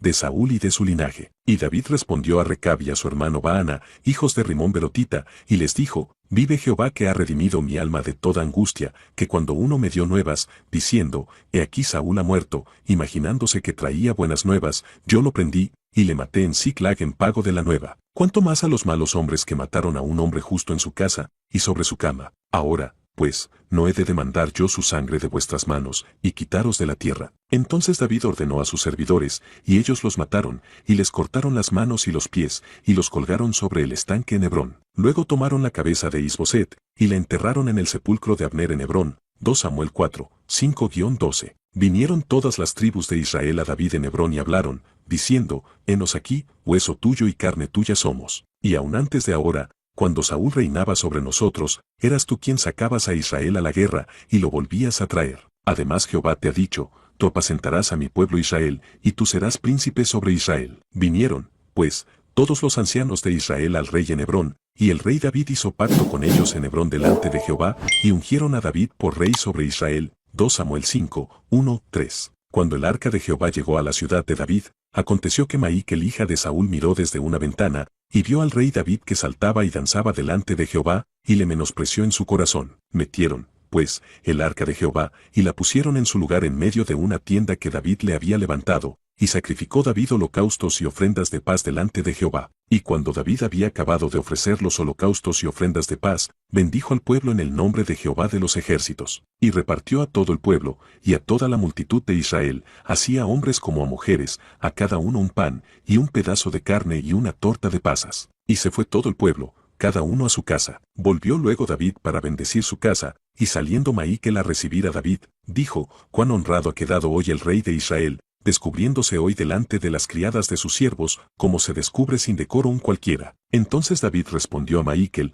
fue delante de Jehová, quien me eligió en preferencia a tu padre y a toda tu casa, para constituirme por príncipe sobre el pueblo de Jehová, sobre Israel. Por tanto, danzaré delante de Jehová, y aún me haré más vil que esta vez, y seré bajo a tus ojos, pero seré honrado delante de las criadas de quienes has hablado. Y Maíquel, hija de Saúl, nunca tuvo hijos hasta el día de su muerte. 2 Samuel 6, 16-23. Entonces el rey David fue y se sentó delante de Jehová, y dijo, ¿quién soy yo, oh Señor, Jehová, y cuál es mi casa, para que me hayas elevado hasta tal punto? 2 Samuel 7, 18, versión moderna. Y dijo el rey a Ittai Geteo, ¿para qué vienes tú también con nosotros? Vuélvete y quédate con el rey, porque tú eres extranjero, y desterrado también de tu lugar. Ayer viniste, ¿y he de hacer hoy que te muevas para ir con nosotros? En cuanto a mí, yo iré a donde pueda ir, tú vuélvete, y haz volver a tus hermanos, y Jehová te muestre amor permanente y fidelidad. 2 Samuel 15, 19-20. Y aquí, también iba Sadoc, y con él todos los levitas que llevaban el arca del pacto de Dios, y asentaron el arca del pacto de Dios. Y subió Abiatar después que todo el pueblo hubo acabado de salir de la ciudad.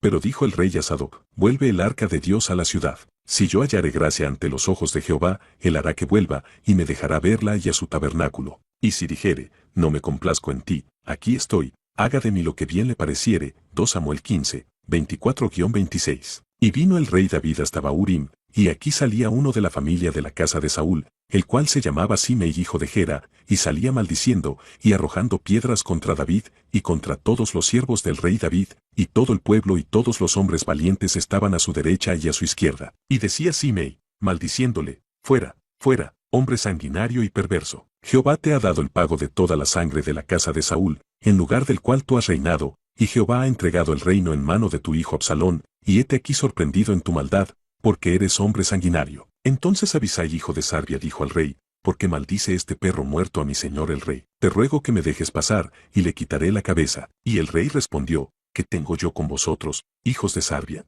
Si él así maldice, es porque Jehová le ha dicho que maldiga a David. ¿Quién, pues, le dirá, por qué lo haces así? Y dijo David a Abisai y a todos sus siervos, he aquí, mi hijo que ha salido de mis entrañas, acecha mi vida, cuanto más ahora un hijo de Benjamín. Dejadle que maldiga, pues Jehová se lo ha dicho. Quizá mirará Jehová mi aflicción, y me dará Jehová bien por sus maldiciones de hoy. Y mientras David y los suyos iban por el camino, Simei iba por el lado del monte delante de él, andando y maldiciendo, y arrojando piedras delante de él, y esparciendo polvo. Y el rey y todo el pueblo que con él estaba, llegaron fatigados, y descansaron allí. 2 Samuel 16, 5-14. Y todo el pueblo disputaba en todas las tribus de Israel, diciendo, el rey nos ha librado de mano de nuestros enemigos, y nos ha salvado de mano de los filisteos, y ahora ha huido del país por miedo de Absalón. Y Absalón, a quien habíamos ungido sobre nosotros, ha muerto en la batalla. ¿Por qué? Pues, estáis callados respecto de hacer volver al rey. Y el rey David envió a los sacerdotes Sadoc y Abiatar,